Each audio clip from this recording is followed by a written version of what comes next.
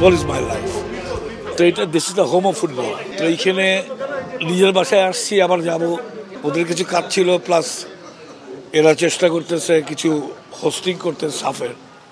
তো ওই জিনিসগুলো জেনারেল আলাপ করলাম যে কীভাবে দেওয়া যায়, কেন সব দেশই তো চেষ্টা করে দিতে।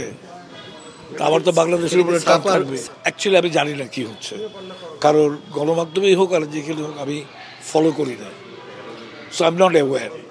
এবং খারাপ করার তো কোনো কারণ নেই, সবাই তো মোরালেস স্পোর্টসের সাথে জড়িত। আমি আশা করি ভালোই করব। কমার্শিয়ালি সবচেয়ে বেনিফিট হবে বাংলাদেশের ইন্ডিয়া, কারণ বাংলাদেশের ইন্ডিয়ার কাছে স্পোর্টস একটা স্ট্রাকচার আছে। তো এই দুটাই দেশই সবচেয়ে বড় বেনিফিট হবে। আর অন্য দেশগুলো ওরকম বেনিফিট না হলেও তারা চেষ্টা করে, বাট এখানে অনেক চ্যালেঞ্জ আছে। সবচেয়ে বড় চ্যালেঞ্জ যেটা ও পয়েন্ট আউট করেছে, visa problem.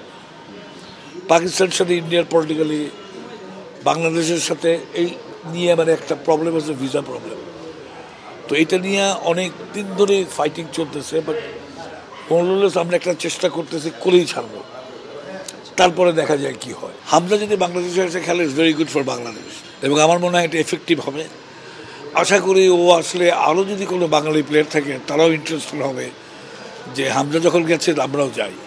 So this is a very positive side, because এখন যেটা হয়েছে শ্রীলঙ্কা বলেন, আফগানিস্তান বলেন, ফিলিপিন্স বলেন, সবারই কাছে কিন্তু যত ফরেন প্লেয়ার আছে, মানে ফরেনার, সব কিন্তু এসে জড়ে গেছে। So that will B a very good positive for Bangladesh.